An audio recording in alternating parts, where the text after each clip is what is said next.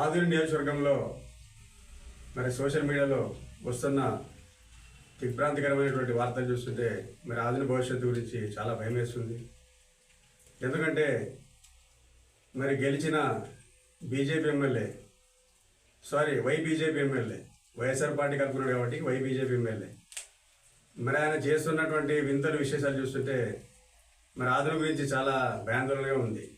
ఎందుకంటే మేము ఇద్దరు నాయకులు ఓడిపోవాలని కోరుకున్నాము, మూడో వ్యక్తి రావాలనుకున్నాము, కానీ ఈయన మూడో నాయకుడు కాదు, మూడో ప్రమాదంగా పరిగణించినాడు.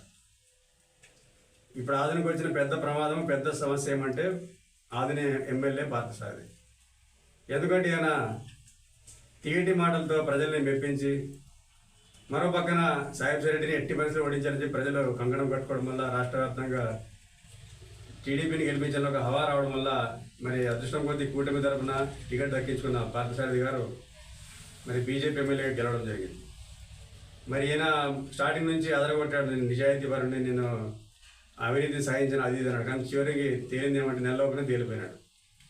మొత్తం అవినీతి పరుల్ని, భూ కబ్జా కోరుల్ని, ఎవరైతే వైసీపీ పాలనలో సాయిబ్ రెడ్డి అనుచరులుగా ఉంటూ ఎంతో అపఖ్యాతి పాలు చెందినటువంటి నాయకుల్ని ఆయన చేర్చుకోవడం జరిగింది.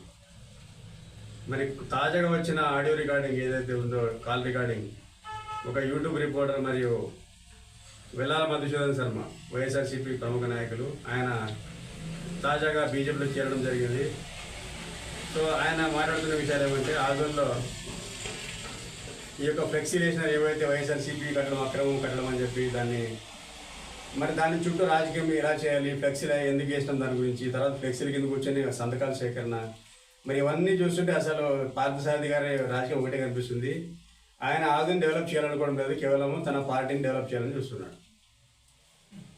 ఆధుని డెవలప్మెంట్ నా ఉద్దేశం కాదు, కేవలం బీజేపీని డెవలప్ చేసుకోవాలి. మరి ఇంతకంటే దుర్మార్గం ఉందా అని చెప్పి మా ఎమ్మెల్యే పార్థసారథిని ప్రశ్నిస్తున్నాం.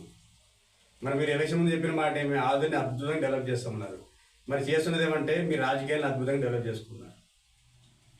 మరి ఎలా ఉందంటే పరిస్థితి, 30 ఏళ్ళుగా ఇద్దరు నాయకుల చేతులు నలిగిపోయిన ఆధుని ముచ్చటగా మూడోసారి మోసపోయింది. మూడో నాయకుడు కూడా ఇంత మోసం చేస్తున్నాడని చెప్పి తెలిసి ఆధుని ప్రజలు దిగ్భ్రాంతికి గురవుతున్నారు. మరి ఆయన ఒకటే చెప్పదలుచుకున్నాము, అయ్యా పార్థసారథి గారు, ఆధుని ప్రజలకు అమాయకులు కాదు, మీ డ్రామాలు కనిపెడుతున్నారు, మీ డ్రామాలకి ముగింపు పలికే రోజు దగ్గరలో ఉందని చెప్పి ఈ సందర్భం మనం చేసుకున్నాం. కాబట్టి డ్రామాలు కట్టిపెట్టి మీ అభివృద్ధి చేయండి, లేకపోతే మీకు అభివృద్ధి చేయడం చేత కాకపోతే రాజీనామా చేసి మీరు ఎక్కడి నుంచి చిత్తూరు నుంచి అటు నుంచి వచ్చారో ఆయన పోవాలని చెప్పి విజ్ఞప్తి చేస్తున్నాం. శ్రీకాళహస్తి అనుకుంటాం, మరి ఆయన పోయి మీరు ప్రశాంతంగా బతకండి, మమ్మల్ని ప్రశాంతంగా బతకనివ్వండి. కాక ఇంత దరిద్రమైన రాజకీయాలు లైఫ్లో ఆదులు ఎవరు చూడలేదు. ఒక బిల్డింగ్ని పట్టుకొని దాని చుట్టే రాజకీయాలు తిప్పడము, అది నెల 2 నెలలు టైంపాసు, నెక్స్ట్ ఇంకొక టైంపాసు, ఇది ఇంత చెత్త రాజకీయం చేయడానికి మీరు ఎమ్మెల్యే గెలిచినారు. మీరు ఎక్కడైనా చేసుకుంటే తప్పలేదు, కానీ దగాపడిన ఆధునిని మరోసారి దగాపడడం అనేది ఒక ఆధుని పోరాటం చేస్తున్న వాళ్ళగా మేము ఎంతో బాధపడుతున్నాం, ప్రజలు కూడా బాధపడుతున్నారు. మరి ఇంత దరిద్రమైన రాజకీయాలు చేయడానికి పార్థసారథి గారికి మనసు ఎలా అవుతుందని చెప్పి తెలియజేస్తున్నాం. మరి ఇంత ఘోరమైనటువంటి రాజకీయం అంటే ప్రజల్ని మాస్టర్ ప్లాన్ గురించి అడగకుండా, ప్రజలు మంచి కాలువల గురించి అడుక్కోకుండా, స్కూళ్ళ గురించి అడుక్కోకుండా, ఆసుపత్రుల గురించి అడుక్కోకుండా, డెవలప్మెంట్ గురించి, ఉద్యోగాల గురించి, మిల్లుల గురించి, పరిశ్రమల గురించి ఎలాంటి సౌకర్యాలు అడుక్కోకుండా ప్రజల్ని ఏముంటే పెడుతున్నారంటే ఒక బిల్డింగ్ దగ్గర వైఎస్ఆర్సీపీ బిల్డింగు, అది అక్రమం, దాని మీద టైంపాస్ 2 నెలలు.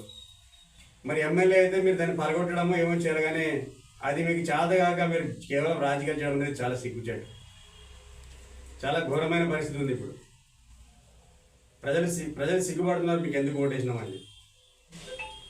ఇంకా రానని ఎట్లా తయారైంది పరిస్థితి అంటే అప్పుడే బాగుండేదనే పరిస్థితి మీరు తీసుకొస్తున్నారు.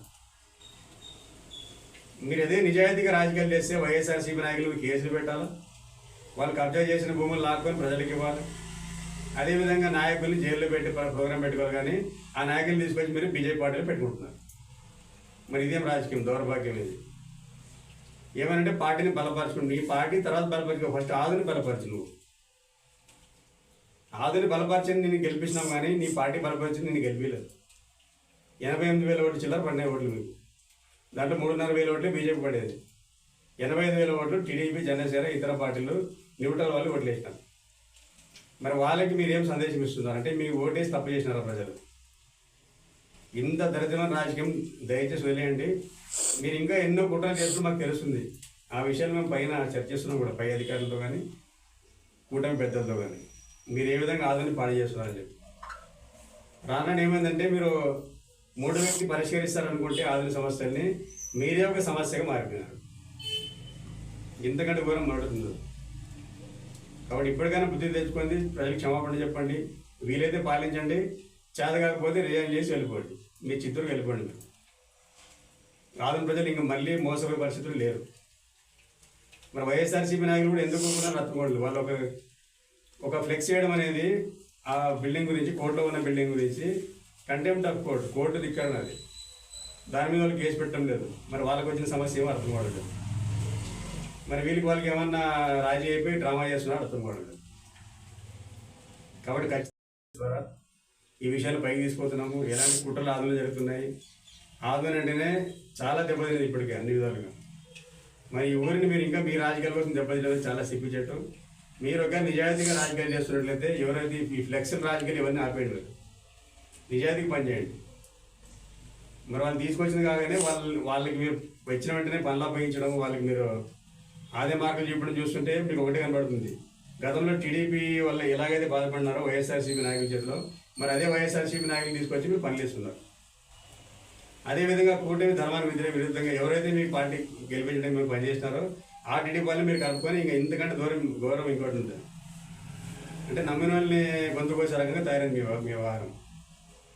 టీడీపీ పార్టీతో టికెట్ తీసుకుని టీడీపీ వాళ్ళని మిమ్మల్ని కలుపుకోవడం అనేది చాలా నీచమైన వ్యవస్థ. సో ఈ విషయం కూడా మేము చంద్రబాబు గారి దృష్టికి తీసుకుపోతున్నాము. రాబోయే రోజుల్లో ఈయన అభివృద్ధిపై దృష్టి పెడతాడా, లేకపోతే ఈయన జస్ట్ బీజేపీ డెవలప్మెంట్ కోసం పోతాడా తేల్చుకోవాలి. ఆధునిక అభివృద్ధి కోసం అయితే ఉండండి, లేకపోతే రిజైన్ చేసి దయచేసి వెళ్ళిపోండి సార్, మొక్కు చెప్తున్నాం పార్థసారథి గారు. ఎందుకంటే మిమ్మల్ని పరిచయం లేదు. మీరు ఇలాగే దిగజాడు రాజకీయాలు చేస్తే మిమ్మల్ని ఎప్పటికప్పుడు కడిగి పడేసే వ్యవస్థ ఎంఐపీఎస్ నూరామా తీసుకుంటాడు, మా టీం తీసుకుంటుంది. మిమ్మల్ని అయితే వదిలిపెట్టే పరిస్థితి లేదు. మీ అవినీతిని, అక్రమాలని ఎలాగైతే మీరు యొక్క దొంగల్ని మీరు సపోర్ట్ చేస్తున్నారో, దొంగల్ని మీరు దగ్గర తీసుకుంటున్నారో, ఎలాగైతే కూటమి న్యాయాన్ని చేస్తున్నారో, కూటమి ఒప్పందాన్ని దెబ్బతీస్తున్నారో, ఎలాగైతే ఆధునిక ప్రజలు మీరు మోసం చేస్తున్నారో, ఇవన్నీ మేము పూసగుచ్చుని ప్రజల్లోకి తీసుకుపోతాము. మీరు ప్రజల్లో ఒక తలెత్తుకోలేని పరిస్థితి ఏర్పడింది ఈరోజు. ఎందుకంటే మీరు చేసే రాజకీయం అలా ఉంది. అంతా మోసపూరితమైన అబద్ధాలు, నోరు తెలిసే అబద్ధాలే. మరి సివిల్ పోలీసులు తీసిపోయి మీరు ట్రాఫిక్లో పోతున్నారు. ట్రాఫిక్కి సివిల్ పోలీసుకి సంబంధించి ట్రాఫిక్ పోలీసులు తీసుకోండి, మున్సిపల్ ఆఫీస్ తీసుకోండి. సివిల్ పోలీసులకి భోజనం చేసే టైం కూడా ఉండదు. మా ఫ్రెండ్స్ సీఏలు ఉన్నారు, వాళ్ళు చెప్తారు. మాకు అక్కడ టిఫిన్ క్యారియర్ ఉంటుంది, ముందు దాని దగ్గర పెట్టి తినే టైం ఉండదని చెప్పి బాధపడతారు. అది సివిల్ పోలీస్ వ్యవస్థకు ఉండే బిజీ లైఫ్ అది. మరి వాళ్ళని తీసుకొని మీరు ఏదో మిలిటరీ దింపినట్లా ముగ్గురు తీసుకుని టైంపాస్ చేయడం అనేది పుగ్గ తినకుండా టికెట్ కాకుండా, మరి ఇది ఎంతవరకు నిజం? ఎందుకంటే అధికారులు మీరు పని చేయించడు కానీ వాళ్ళని మీ సొంత బిల్డప్ కోసం వాడుకోవద్దని చెప్పి మరొకసారి హెచ్చరిస్తాం. ఇక మీరు పక్కన ఎవరైతే టౌన్ ప్లానింగ్ ఆఫీసర్లో వాళ్ళ హయాంలోనే మున్సిపల్ ఈ యొక్క వైఎస్ఆర్సీపీ ఆఫీస్ కట్టించింది. మరి ఆయనకి ప్రమోషన్ కూడా వచ్చింది, ఏసీపీగా ప్రమోషన్ వచ్చింది ఆయనకి. వాళ్ళని పట్టుకొని వాళ్ళ బుక్లు పట్టుకొని తిరుగుతున్నారు. మరి ఎవరి చివరకు పెడుతున్నారు ఎమ్మెల్యే గారు, పార్థసారథి గారు. మరి ఇంకా చర్య తీసుకుంటే మీ పక్కన నుండి ఆఫీసర్ని కూడా తీసుకోవాలి కదా. అప్పుడు ఆయన టీపీ, ఇప్పుడు ఏసీపీ శ్రీనివాస నాయక్ అనుకుంటా. మరి ఆయన హయాంలో ఒకసారి నోటీస్ ఇచ్చాడా ఎమ్మెల్యే, మాజీ ఎమ్మెల్యే సాయిప్రసాద్ రెడ్డికి? ఒకసారైనా ఎమ్మెల్యే జయస్వామికి నోటీస్ ఇచ్చినాడా? ఎవరి ముందు ఈ డ్రామాలు చేస్తున్నారు మీరు అంతా. మరి అదే టీపీని తీసుకొచ్చి నువ్వు అదే టీపీతో తిరుగుతున్నావు ఊరంతా ఏమో చేయాలని చెప్పి. మరి ఇంకొక బాంబు ఏం పెరిచిందంటే రోడ్లు బాగానే ఉన్నాయి, మీరు ముందుకు వచ్చారని చెప్తున్నారు షాప్స్ వాళ్ళని. వాళ్ళు ముందుకు వచ్చారు, వాళ్ళని వెనక్కి దొబ్బని నేను గెలిపించిండేది కదా.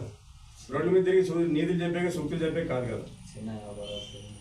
చిన్న వ్యాపారస్తులు మీరు మాస్టర్ ప్లాన్ చేసి పెద్ద బిల్డింగ్లు పలబడితే చిన్న వ్యాపారస్తులు నిలబడి వ్యాపారం చేసుకునే స్థలం ఉంటుంది. ఇది ఇందిరమ్మ కాలం నుంచి ఉండేది. ఒక 4 feet ఫుట్పాత్ మీద మనం వ్యాపారం చేసుకోవచ్చు. ఇందిరమ్మ కాలం నుంచి ఉండే న్యాయమైన వ్యవస్థ. ఏం చేస్తున్నారంటే పెద్ద పెద్ద బిల్డింగ్ ముట్టుకోకుండా తోపుడు మండలిని దుబ్బించేది, అరటిపండ్లు అమ్మే సద్దా ఇచ్చేది, చిన్న చిన్న బయట ఏదో బొట్టు బిల్లు అమ్ముకునే వాళ్ళని తిట్టేది, లేకపోతే చిన్న చిన్న ఫ్రూట్స్ అమ్మే వాళ్ళని చిన్న చిన్న ఆడవాళ్ళని తిట్టేది. ఇదే పరిస్థితి. పేదోని కడుపుకుంటారు. మీ బైపాస్ గురించి ఇట్లా జరిగింది మీ వ్యవస్థ. బైపాస్ విషయంలో కూడా మీరేం చేసినా బడాబాబులకే వత్తాసు పలుకుతారు.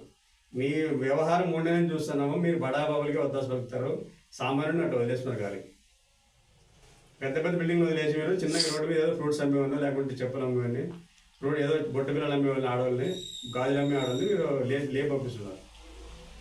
మరి మీకు దమ్ము ధైర్యం ఉంటే పార్థసారథి గారు మాస్టర్లను తీసుకురండి, పెద్ద పెద్ద బిల్డింగ్ కొట్టండి, అప్పుడు మిమ్మల్ని ఒప్పుకోవడం నిజమైన ఎమ్మెల్యే.